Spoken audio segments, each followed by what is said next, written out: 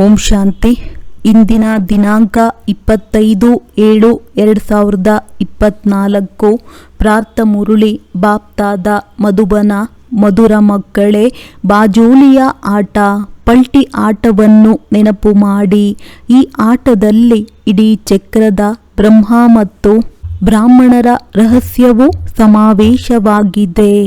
ಪ್ರಶ್ನೆ: ಸಂಗಮ ಯುಗದಲ್ಲಿ ತಂದೆಯಿಂದ ಎಲ್ಲ ಮಕ್ಕಳಿಗೆ ಯಾವ ಆಸ್ತಿಯು ಪ್ರಾಪ್ತಿಯಾಗುತ್ತದೆ? ಉತ್ತರ: ಈಶ್ವರೀಯ ಬುದ್ಧಿಯ ಆಸ್ತಿಯು ಪ್ರಾಪ್ತಿಯಾಗುತ್ತದೆ. ಈಶ್ವರನಲ್ಲಿ ಯಾವ ಗುಣಗಳಿವೆಯೋ ಅವನ್ನು ನಮಗೆ ಆಸ್ತಿಯಲ್ಲಿ ಕೊಡುತ್ತಾರೆ. ನಮ್ಮ ಬುದ್ಧಿಯು ವಜ್ರ ಸಮಾನ ಪಾರಸವಾಗುತ್ತಿದೆ. ಈಗ ನಾವು ಬ್ರಾಹ್ಮಣರಾಗಿ ತಂದೆಯಿಂದ ಬಹಳ ದೊಡ್ಡ ಖಜಾನೆಗಳನ್ನು ತೆಗೆದುಕೊಳ್ಳುತ್ತಿದ್ದೇವೆ. ಸರ್ವ ಗುಣಗಳಿಂದ ನಮ್ಮ ಜೋಳಿಗೆಯನ್ನು ತುಂಬಿಸಿಕೊಳ್ಳುತ್ತಿದ್ದೇವೆ. ಓಂ ಶಾಂತಿ. ಇಂದು ಸದ್ಗುರುವಾರ, ಬೃಹಸ್ಪತಿಯ ವಾರವಾಗಿದೆ. ದಿನಗಳಲ್ಲಿಯೂ ಕೆಲವೊಂದು ಉತ್ತಮ ದಿನಗಳಿರುತ್ತವೆ. ಬೃಹಸ್ಪತಿಯ ದಿನವನ್ನು ಶ್ರೇಷ್ಠವೆಂದು ಹೇಳುತ್ತಾರಲ್ಲವೇ? ಬೃಹಸ್ಪತಿ ಅರ್ಥಾತ್ ವೃಕ್ಷಪತಿ ದಿನದಂದು ಶಾಲಾ ಕಾಲೇಜುಗಳಲ್ಲಿ ಕುಳಿತುಕೊಳ್ಳುತ್ತಾರೆ. ಈಗ ನೀವು ಮಕ್ಕಳು ತಿಳಿದುಕೊಂಡಿದ್ದೀರಿ, ಈ ಮನುಷ್ಯ ಸೃಷ್ಟಿರೂಪಿ ವೃಕ್ಷದ ಬೀಜರೂಪ ತಂದೆಯಾಗಿದ್ದಾರೆ ಮತ್ತು ಅವರು ಅಕಾಲ ಮೂರ್ತಿಯಾಗಿದ್ದಾರೆ. ಅಕಾಲ ಮೂರ್ತಿ ತಂದೆಗೆ ಅಕಾಲ ಮೂರ್ತಿ ಮಕ್ಕಳು ಎಷ್ಟು ಸಹಜವಾಗಿದೆ. ಕೇವಲ ಪರಿಶ್ರಮವು ನೆನಪಿನದ್ದಾಗಿದೆ. ನೆನಪಿನಿಂದಲೇ ವಿಕರ್ಮಗಳು ವಿನಾಶವಾಗುತ್ತವೆ. ನೀವು ಪತಿತರಿಂದ ಪಾವನರಾಗುತ್ತೀರಿ. ತಂದೆಯು ತಿಳಿಸುತ್ತಾರೆ, ನೀವು ಮಕ್ಕಳ ಮೇಲೆ ಅವಿನಾಶಿ ಬೇಅದ್ದಿನ ದಶೆ ಇದೆ. ಒಂದು ಅದ್ದಿನ ಅಲ್ಪಕಾಲ ದಶೆ ಇರುತ್ತದೆ, ಇನ್ನೊಂದು ಬೇಹದ್ದಿನ ದಶೆ. ತಂದೆಯು ವೃಕ್ಷಪತಿಯಾಗಿದ್ದಾರೆ. ವೃಕ್ಷದಿಂದ ಮೊಟ್ಟ ಮೊದಲು ಬ್ರಾಹ್ಮಣರು ಬಂದರು. ತಂದೆಯು ತಿಳಿಸುತ್ತಾರೆ, ನಾನು ವೃಕ್ಷಪತಿಯು ಸಚ್ಚಿತ್ ಆನಂದ ಸ್ವರೂಪನಾಗಿದ್ದೇನೆ. ಮತ್ತೆ ಮಹಿಮೆ ಮಾಡುತ್ತಾರೆ.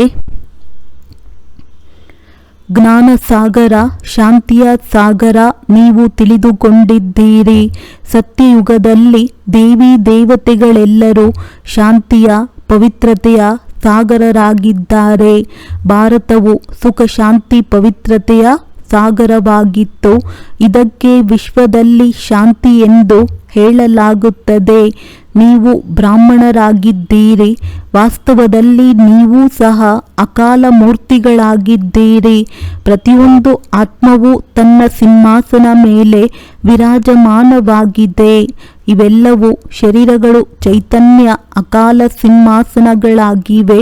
ಭ್ರುಕುಟಿಯ ಮಧ್ಯೆ ಅಕಾಲ ಮೂರ್ತಿ ಆತ್ಮವು ವಿರಾಜಮಾನವಾಗಿದೆ. ಇದಕ್ಕೆ ನಕ್ಷತ್ರವೆಂದು ಹೇಳುತ್ತಾರೆ. ವೃಕ್ಷಪತಿ ಬೀಜರೂಪನನ್ನು ಜ್ಞಾನಸಾಗರನೆಂದು ಹೇಳುತ್ತಾರೆ. ಅಂದ ಮೇಲೆ ಅವರು ಅವಶ್ಯವಾಗಿ ಬರಬೇಕಾಗುತ್ತದೆ. ಮೊಟ್ಟ ಮೊದಲು ಬ್ರಾಹ್ಮಣರು ಪ್ರಜಾಪಿತ ಬ್ರಹ್ಮನ ದತ್ತು ಮಕ್ಕಳು ಬೇಕು ಅಂದಾಗ ಅವಶ್ಯವಾಗಿ ಮೊಮ್ಮಾರವರೂ ಬೇಕು. ನೀವು ಮಕ್ಕಳಿಗೆ ಬಹಳ ಚೆನ್ನಾಗಿ ತಿಳಿಸಿಕೊಡುತ್ತಾರೆ. ಹೇಗೆ ಬಾಜೋಲಿ ಆಟವನ್ನು ಆಡುತ್ತಾರಲ್ಲವೇ, ಅದರ ಅರ್ಥವನ್ನೂ ತಿಳಿಸಿದ್ದಾರೆ. ಬೀಜರೂಪ ಶಿವ ತಂದೆಯಾಗಿದ್ದಾರೆ. ನಂತರ ಬ್ರಹ್ಮರವರ ಮೂಲಕ ಬ್ರಾಹ್ಮಣರು ರಚಿಸಲ್ಪಟ್ಟರು. ಈ ಸಮಯದಲ್ಲಿ ನಾವೇ ಬ್ರಾಹ್ಮಣರಿಂದ ದೇವತೆಗಳಾಗುತ್ತೇವೆ. ಮೊದಲು ನಾವು ಶೂದ್ರ ಬುದ್ಧಿಯವರಾಗಿದ್ದೆವು. ಈಗ ಪುನಃ ತಂದೆಯು ಪುರುಷೋತ್ತಮ ಬುದ್ಧಿಯವರನ್ನಾಗಿ ಮಾಡುತ್ತಾರೆ. ವಜ್ರ ಸಮಾನ ಪಾರಸ ಬುದ್ಧಿಯವರನ್ನಾಗಿ ಮಾಡುತ್ತಾರೆಂದು ನೀವು ಹೇಳುತ್ತೀರಿ. ಈ ಬಾಜೋಲಿಯ ರಹಸ್ಯವನ್ನು ತಿಳಿಸುತ್ತಾರೆ. ಶಿವ ತಂದೆಯೂ ಇದ್ದಾರೆ. ಪ್ರಜಾಪಿತ ಬ್ರಹ್ಮ ಮತ್ತು ದತ್ತು ಮಕ್ಕಳು ಸನ್ಮುಖದಲ್ಲಿ ಕುಳಿತಿದ್ದೀರಿ. ಈಗ ನೀವು ಎಷ್ಟು ವಿಶಾಲ ಬುದ್ಧಿಯವರಾಗಿದ್ದೀರಿ. ಬ್ರಾಹ್ಮಣರಿಂದ ಮತ್ತೆ ದೇವತೆಗಳಾಗುತ್ತೀರಿ. ಈಗ ನೀವು ಈಶ್ವರೀಯ ಬುದ್ಧಿಯವರಾಗುತ್ತೀರಿ. ಅಂದರೆ ಈಶ್ವರನಲ್ಲಿ ಯಾವ ಗುಣಗಳಿವೆಯೋ ಅವು ನಿಮಗೆ ಆಸ್ತಿಯಲ್ಲಿ ಸಿಗುತ್ತವೆ. ತಿಳಿಸಿಕೊಡುವ ಸಮಯದಲ್ಲಿ ಇದನ್ನು ಮರೆಯಬೇಡಿ. ತಂದೆಯು ಜ್ಞಾನ ಸಾಗರನು ಮೊದಲಿಗನಾಗಿದ್ದಾರೆ. ಅವರಿಗೆ ಜ್ಞಾನೇಶ್ವರ ಅರ್ಥಾತ್ ಜ್ಞಾನವನ್ನು ತಿಳಿಸುವ ಈಶ್ವರನೆಂದು ಹೇಳಲಾಗುತ್ತದೆ. ಜ್ಞಾನದಿಂದ ಸದ್ಗತಿಯಾಗುತ್ತದೆ. ಜ್ಞಾನ ಮತ್ತು ಯೋಗದಿಂದ ಪತಿತರನ್ನು ಪಾವನರನ್ನಾಗಿ ಮಾಡುತ್ತಾರೆ. ಭಾರತದ ಪ್ರಾಚೀನ ಯೋಗವು ಪ್ರಸಿದ್ಧವಾಗಿದೆ, ಏಕೆಂದರೆ ಕಲಿಯುಗದಿಂದ ಸ್ವರ್ಣಿಮ ಯುಗವಾಗಿತ್ತು. ಇದನ್ನಂತೂ ತಿಳಿಸಿದೆನು. 2 ಪ್ರಕಾರದ ಯೋಗಗಳಿದೆ. ಅದು ಹಠಯೋಗ ಮತ್ತು ಇದು ರಾಜಯೋಗವಾಗಿದೆ. ಅದು ಅದ್ದಿನದ್ದಾಗಿದೆ, ಇದು ಬೇಅದ್ದಿನದ್ದಾಗಿದೆ. ಅವರು ಅದ್ದಿನ ಸನ್ಯಾಸಿಗಳು, ನೀವು ಬೇಅದ್ದಿನ ಸನ್ಯಾಸಿಗಳಾಗಿದ್ದೀರಿ. ಅವರು ಮನೆಮಠವನ್ನು ಬಿಡುತ್ತಾರೆ, ನೀವು ಇಡೀ ಪ್ರಪಂಚದ ಸನ್ಯಾಸ ಮಾಡುತ್ತೀರಿ. ಈಗ ನೀವು ಪ್ರಜಾಪಿತ ಬ್ರಹ್ಮನ ಸಂತಾನರಾಗಿದ್ದೀರಿ. ಇದು ಅತಿ ಚಿಕ್ಕದಾದ ಹೊಸ ವೃಕ್ಷವಾಗಿದೆ. ನೀವು ತಿಳಿದುಕೊಂಡಿದ್ದೀರಿ, ನಾವು ಹಳಬ್ಬರಿಂದ ಹೊಸಬ್ಬರಾಗುತ್ತಿದ್ದೇವೆ. ಸಸಿಯು ನಾಟಿಯಾಗುತ್ತಿದೆ. ಅವಶ್ಯವಾಗಿ ನಾವು ಬಾಜೋಲಿಯನ್ನು ಆಡುತ್ತೇವೆ. ನಾವೇ ಬ್ರಾಹ್ಮಣರು, ನಂತರ ನಾವೇ ಸೋ ದೇವತೆಗಳು. ಈ ಸೋ ಎಂಬ ಅಕ್ಷರವನ್ನು ಅವಶ್ಯವಾಗಿ ಹಾಕಬೇಕಾಗಿದೆ. ಕೇವಲ ನಾವು ಎಂಬುದಷ್ಟೇ ಅಲ್ಲ, ನಾವೇ ಸೋ ಶೂದ್ರರಾಗಿದ್ದೆವು, ನಾವೇ ಸೋ ದೇವತೆಗಳಾಗಿದ್ದೆವು. ಈಗ ಬಾಜೋಲಿಯನ್ನು ಖಂಡಿತ ಮರೆಯಲೇಬಾರದು. ಇದಂತೂ ಬಹಳ ಸಹಜವಾಗಿದೆ. ಚಿಕ್ಕ ಚಿಕ್ಕ ಮಕ್ಕಳೂ ಸಹ ತಿಳಿಸಬಹುದು. ನಾವು 84 ಜನ್ಮಗಳನ್ನು ಹೇಗೆ ತೆಗೆದುಕೊಳ್ಳುತ್ತೇವೆ, ಏಣಿಯನ್ನು ಹೇಗೆ ಕೆಳಗಿಳಿದಿದ್ದೇವೆ, ನಂತರ ಬ್ರಾಹ್ಮಣರಾಗಿ ಏರುತ್ತೇವೆ, ಬ್ರಾಹ್ಮಣರಿಂದ ದೇವತೆಗಳಾಗುತ್ತೇವೆ. ಈಗ ಬ್ರಾಹ್ಮಣರಾಗಿ ಬಹಳ ದೊಡ್ಡ ಖಜಾನೆಯನ್ನು ತೆಗೆದುಕೊಳ್ಳುತ್ತಿದ್ದೀರಿ, ಜೋಳಿಗೆಯನ್ನು ತುಂಬಿಕೊಳ್ಳುತ್ತಿದ್ದೀರಿ. ಜ್ಞಾನ ಸಾಗರನೆಂದು ಶಂಕರನಿಗೆ ಹೇಳಲಾಗುವುದಿಲ್ಲ. ಅವರು ಜೋಳಿಗೆಯನ್ನು ತುಂಬುವುದಿಲ್ಲ. ಇದನ್ನು ಕೇವಲ ಚಿತ್ರಕಾರರು ಮಾಡಿಬಿಟ್ಟಿದ್ದಾರೆ. ಶಂಕರನ ಮಾತೇ ಇಲ್ಲ. ಈ ವಿಷ್ಣು ಮತ್ತು ಬ್ರಹ್ಮ ಇಲ್ಲಿಯವರಾಗಿದ್ದಾರೆ. ಲಕ್ಷ್ಮೀ ನಾರಾಯಣರ ಜೋಡಿ ರೂಪವನ್ನು ಮೇಲೆ ತೋರಿಸಿದ್ದಾರೆ. ಇದು ಬ್ರಹ್ಮರವರ ಅಂತಿಮ ಜನ್ಮವಾಗಿದೆ. ಮೊಟ್ಟ ಮೊದಲಿಗೆ ಇವರು ವಿಷ್ಣುವಾಗಿದ್ದರು. ಮತ್ತೆ 84 ಜನ್ಮಗಳ ನಂತರ ಇವರು ಬ್ರಹ್ಮನಾಗಿದ್ದಾರೆ. ಇವರ ಹೆಸರನ್ನು ನಾನು ಬ್ರಹ್ಮ ಎಂದು ಇಟ್ಟಿದ್ದೇನೆ. ಎಲ್ಲರ ಹೆಸರನ್ನು ನಾನು ಬದಲಾಯಿಸಿದ್ದೇನು, ಏಕೆಂದರೆ ಸನ್ಯಾಸ ಮಾಡಿದ್ದೀರಲ್ಲವೇ. ಶೂದ್ರರಿಂದ ಬ್ರಾಹ್ಮಣರಾದ್ದರಿಂದ ಹೆಸರನ್ನು ಬದಲಾಯಿಸಿದೆವು. ತಂದೆಯು ಬಹಳ ರಮಣೀಕ ಹೆಸರುಗಳನ್ನಿಟ್ಟಿದ್ದಾರೆ. ಅಂದಾಗ ನೀವು ತಿಳಿದುಕೊಳ್ಳುತ್ತೀರಿ, ನೋಡುತ್ತೀರಿ. ವೃಕ್ಷಪತಿಯು ಈ ರಥದಲ್ಲಿ ಕುಳಿತಿದ್ದಾರೆ. ಇದು ಬ್ರಹ್ಮನ ರಥ, ಅವರ ಅಕಾಲ ಸಿಂಹಾಸನವಾಗಿದೆ. ಇವರಿಗೂ ಬ್ರಹ್ಮ ಅಕಾಲ ಸಿಂಹಾಸನವಾಗಿದೆ. ಶಿವತಂದೆಯೇ ಈ ಅಕಾಲ ಸಿಂಹಾಸನವನ್ನು ಲೋನಾಗಿ ತೆಗೆದುಕೊಂಡಿದ್ದಾರೆ. ಅವರಿಗೆ ತಮ್ಮ ಸಿಂಹಾಸನವಂತೂ ಸಿಗುವುದಿಲ್ಲ ತಿಳಿಸುತ್ತಾರೆ. ನಾನು ಈ ರಥದಲ್ಲಿ ವಿರಾಜಮಾನನಾಗುತ್ತೇನೆ, ಪರಿಚಯವನ್ನು ಕೊಡುತ್ತೇನೆ. ನಾನು ನಿಮ್ಮ ತಂದೆಯಾಗಿದ್ದೇನೆ.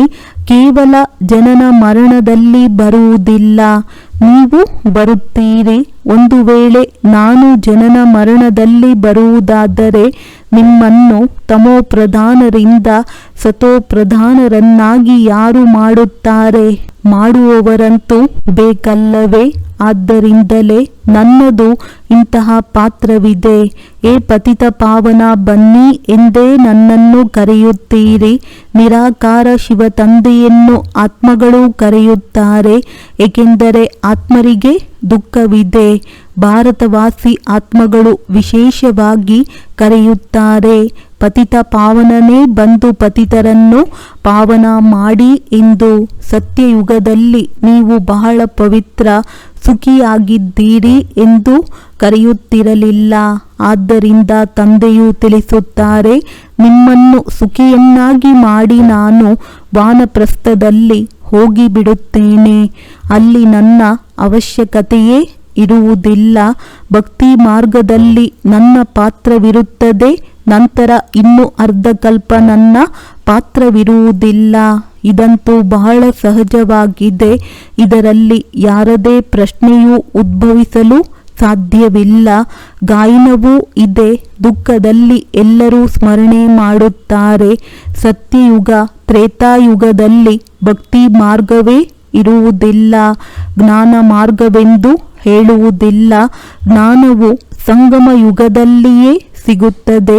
ಇದರಿಂದ ನೀವು 21 ಜನ್ಮಗಳು ಪ್ರಾರಬ್ಧವನ್ನು ಪಡೆಯುತ್ತೀರಿ. ನಂಬರ್ ವಾರ್ ತೇರ್ಗಡೆಯಾಗುತ್ತಾರೆ, ಅನುತ್ತೀರ್ಣರು ಆಗುತ್ತಾರೆ. ಈಗ ನಿಮ್ಮ ಈ ಯುದ್ಧವು ನಡೆಯುತ್ತಿದೆ. ನೀವು ನೋಡುತ್ತೀರಿ, ಯಾವ ರಥದಲ್ಲಿ ತಂದೆಯು ವಿರಾಜಮಾನರಾಗಿದ್ದಾರೆಯೋ ಅವರಂತೂ ಜಯಗಳಿಸಿ ಬಿಡುತ್ತಾರೆ. ಮತ್ತೆ ಅನನ್ಯ ಮಕ್ಕಳು ಸಹ ಗೆಲ್ಲುತ್ತಾರೆ. ಹೇಗೆ ಕುಮಾರಿಕಾ ಪ್ರಕಾಶಮಣಿ ಇದ್ದಾರೆ, ಇನ್ನು ಕೆಲವರಿದ್ದಾರೆ. ಇವರು ಅವಶ್ಯವಾಗಿ ವಿಜಯ ಗಳಿಸುತ್ತಾರೆ. ಅನೇಕರನ್ನು ತನ್ನ ಸಮಾನರನ್ನಾಗಿ ಮಾಡುತ್ತಾರೆ. ಅಂದಾಗ ಮಕ್ಕಳಿಗೆ ಇದು ಬುದ್ಧಿಯಲ್ಲಿಟ್ಟುಕೊಳ್ಳಬೇಕು. ಇದು ಬಾಜೂಲಿ ಆಟವಾಗಿದೆ. ಚಿಕ್ಕ ಮಕ್ಕಳು ಸಹ ಇದನ್ನು ತಿಳಿದುಕೊಳ್ಳುತ್ತಾರೆ. ಆದ್ದರಿಂದ ತಂದೆಯು ತಿಳಿಸುತ್ತಾರೆ, ಮಕ್ಕಳಿಗೂ ಕಲಿಸಿಕೊಡಿ. ಅವರಿಗೂ ತಂದೆಯಿಂದ ಆಸ್ತಿಯನ್ನು ಪಡೆಯುವ ಹಕ್ಕಿದೆ. ಹೆಚ್ಚಿನ ಮಾತಿಲ್ಲ. ಈ ಜ್ಞಾನವನ್ನು ಸ್ವಲ್ಪ ತಿಳಿದುಕೊಂಡರೂ ಸಹ ಜ್ಞಾನದ ವಿನಾಶವಾಗುವುದಿಲ್ಲ. ಆದ್ದರಿಂದ ಸ್ವರ್ಗದಲ್ಲಿ ಅವಶ್ಯವಾಗಿ ಬಂದು ಬಿಡುತ್ತಾರೆ.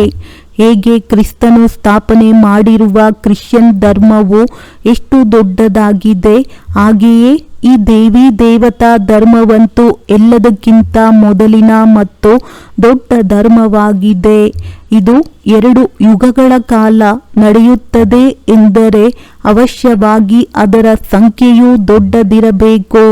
ಆದರೆ ಹಿಂದೂಗಳೆಂದು ಕರೆಸಿಕೊಂಡಿದ್ದಾರೆ. 33 ಕೋಟಿ ದೇವತೆಗಳೆಂದು ಹೇಳುತ್ತಾರೆ. ಅಂದ ಮೇಲೆ ಮತ್ತೆ ಹಿಂದೂಗಳೆಂದು ಏಕೆ ಹೇಳುತ್ತಾರೆ? ಮಾಯೆಯು ಬುದ್ಧಿಯನ್ನು ಸಂಪೂರ್ಣ ನಾಶಗೊಳಿಸಿದೆ. ಆದ್ದರಿಂದ ಈ ಸ್ಥಿತಿಯಾಗಿ ಬಿಟ್ಟಿದೆ.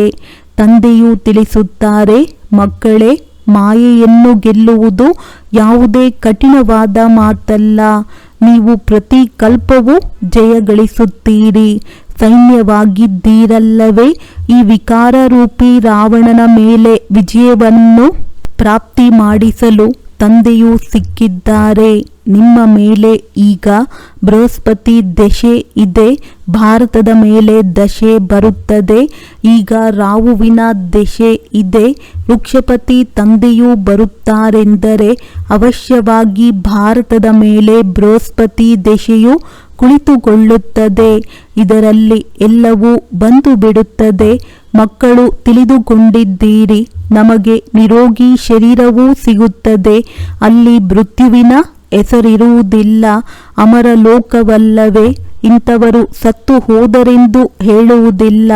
ಸಾಯುವ ಹೆಸರೇ ಇರುವುದಿಲ್ಲ.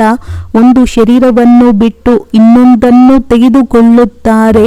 ಶರೀರವನ್ನು ತೆಗೆದುಕೊಳ್ಳುವಾಗ ಮತ್ತು ಬಿಡುವಾಗ ಖುಷಿಯೇ ಇರುತ್ತದೆ. ಚಿಂತೆಯ ಹೆಸರಿರುವುದಿಲ್ಲ. ಈಗ ನಿಮ್ಮ ಮೇಲೆ ಬೃಹಸ್ಪತಿ ದಶೆ ಇದೆ. ಎಲ್ಲರ ಮೇಲೂ ಬೃಹಸ್ಪತಿ ದಶೆ ಇರಲು ಸಾಧ್ಯವಿಲ್ಲ. ಶಾಲೆಯಲ್ಲಿಯೂ ಸಹ ಕೆಲವರು ಉತ್ತೀರ್ಣರಾಗುತ್ತಾರೆ, ಇನ್ನು ಕೆಲವರು ಅನುತ್ತೀರ್ಣರಾಗುತ್ತಾರೆ. ಹಾಗೆಯೇ ಇದು ಪಾಠಶಾಲೆಯಾಗಿದೆ. ನಾವು ರಾಜಯೋಗವನ್ನು ಕಲಿಯುತ್ತೀವೆಂದು ನೀವು ಹೇಳುತ್ತೀರಿ. ಕಲಿಸುವವರು ಯಾರು? ಬೇಹದ್ದಿನ ತಂದೆ. ಅಂದ ಮೇಲೆ ಎಷ್ಟೊಂದು ಖುಷಿ ಇರಬೇಕೋ? ಇದರಲ್ಲಿ ಯಾವುದೇ ಬೇರೆ ಮಾತಿಲ್ಲ. ಪವಿತ್ರತೆಯದು ಮುಖ್ಯ ಮಾತಾಗಿದೆ. ಬರೆಯಲ್ಪಟ್ಟಿದೆ, ಹೇ ಮಕ್ಕಳೇ, ದೇಹ ಸಹಿತ ದೇಹದ ಎಲ್ಲ ಸಂಬಂಧಗಳನ್ನು ಬಿಟ್ಟು ನನ್ನೊಬ್ಬನನ್ನೇ ನೆನಪು ಮಾಡಿ. ಇದು ಗೀತೆಯ ಅಕ್ಷರಗಳಾಗಿವೆ. ಈಗ ಗೀತಾ ಭಾಗವು ನಡೆಯುತ್ತಿದೆ. ಅದರಲ್ಲಿಯೂ ಮನುಷ್ಯರು ಅದಲು ಬದಲು ಮಾಡಿಬಿಟ್ಟಿದ್ದಾರೆ. ಹಿಟ್ಟಿನಲ್ಲಿ ಉಪ್ಪಿನಷ್ಟು ಸತ್ಯವಿದೆ. ಮಾತು ಎಷ್ಟು ಸಹಜವಾಗಿದೆ, ಅದನ್ನು ಮಕ್ಕಳು ತಿಳಿದುಕೊಳ್ಳಬಹುದು. ಆದರೂ ಸಹ ಏಕೆ ಮರೆಯುತ್ತೀರಿ? ಭಕ್ತಿ ಮಾರ್ಗದಲ್ಲಿಯೂ ಸಹ ಬಾಬಾ ತಾವು ಬಂದರೆ ನಾವು ನಿಮ್ಮವರೇ ಆಗುತ್ತೇವೆ, ಬೇರೆ ಯಾರೂ ಇಲ್ಲ. ನಾವು ತಮ್ಮವರಾಗಿ ತಮ್ಮಿಂದ ಪೂರ್ಣ ಆಸ್ತಿಯನ್ನು ಪಡೆಯುತ್ತೇವೆಂದು ಹೇಳುತ್ತಿದ್ದೀರಿ. ಆಸ್ತಿಯನ್ನು ಪಡೆಯುವುದಕ್ಕಾಗಿಯೇ ತಂದೆಯ ಮಕ್ಕಳಾಗುತ್ತಾರೆ, ದತ್ತು ಮಾಡಲ್ಪಡುತ್ತಾರೆ. ತಂದೆಯಿಂದ ನಮಗೆ ಏನು ಸಿಗುತ್ತದೆ ಎಂದು ಗೊತ್ತಿದೆ. ನೀವು ಸಹ ದತ್ತು ಮಾಡಲ್ಪಟ್ಟಿದ್ದೀರಿ. ನಿಮಗೂ ಗೊತ್ತಿದೆ, ನಾವು ತಂದೆಯಿಂದ ವಿಶ್ವರಾಜ್ಯ ಭಾಗ್ಯ ಬೇಅದ್ದಿನ ಆಸ್ತಿಯನ್ನು ಪಡೆಯುತ್ತೇವೆ. ಮತ್ಯಾರಲ್ಲಿಯೂ ಮಮತ್ವವನ್ನಿಡುವುದಿಲ್ಲ. ತಿಳಿದುಕೊಳ್ಳಿ, ಯಾರಿಗಾದರೂ ಲೌಕಿಕ ತಂದೆ ಇದ್ದರೆ ಅವರ ಬಳಿ ಏನಿರುವುದು? ಹೆಚ್ಚೆಂದರೆ 2 ಲಕ್ಷ ಹಣವಿರಬಹುದು. ಆದರೆ ಈ ಬೇಅದ್ದಿನ ತಂದೆಯೂ ನಿಮಗೆ ಬೇಅದ್ದಿನ ಆಸ್ತಿಯನ್ನು ಕೊಡುತ್ತಾರೆ. ನೀವು ಮಕ್ಕಳು ಅರ್ಧಕಲ್ಪದಿಂದ ಸುಳ್ಳು ಕಥೆಗಳನ್ನು ಕೇಳುತ್ತಾ ಬಂದಿದ್ದೀರಿ. ಈಗ ಸತ್ಯ ಕಥೆಯನ್ನು ತಂದೆಯಿಂದ ಕೇಳುತ್ತೀರಿ. ಅಂದ ಮೇಲೆ ಇಂತಹ ತಂದೆಯನ್ನು ನೆನಪು ಮಾಡಬೇಕಲ್ಲವೇ? ಗಮನವಿಟ್ಟು ಕೇಳಬೇಕು. ಅಂಸೋ ಸೋ ಅಂನ ಅರ್ಥವನ್ನು ತಿಳಿಸಬೇಕಾಗಿದೆ. ಮನುಷ್ಯರಂತೂ ಆತ್ಮವೇ ಪರಮಾತ್ಮನೆಂದು ಹೇಳಿಬಿಡುತ್ತಾರೆ. ಈ 84 ಜನ್ಮಗಳ ಕಥೆಯನ್ನು ಯಾರೂ ತಿಳಿಸಲು ಸಾಧ್ಯವಿಲ್ಲ. ನಾಯಿ, ಬೆಕ್ಕು ಎಲ್ಲದರಲ್ಲಿ ಪರಮಾತ್ಮನಿದ್ದಾರೆಂದು ಹೇಳುತ್ತಾರೆ. ತಂದೆಯ ನಿಂದನೆ ಮಾಡುತ್ತಾರಲ್ಲವೇ? ಇದು ಸಹ ನಾಟಕದಲ್ಲಿ ನಿಗದಿಯಾಗಿದೆ. ಯಾರ ಮೇಲೂ ದೋಷ ಹಾಕುವಂತಿಲ್ಲ. ನಾಟಕವೇ ಹೀಗೆ ಮಾಡಲ್ಪಟ್ಟಿದೆ. ನಿಮ್ಮನ್ನು ಯಾರು ಜ್ಞಾನದಿಂದ ದೇವತೆಗಳನ್ನಾಗಿ ಮಾಡುತ್ತಾರೆಯೋ ಅವರಿಗೆ ನಿಂದನೆ ಮಾಡತೊಡಗುತ್ತೀರಿ.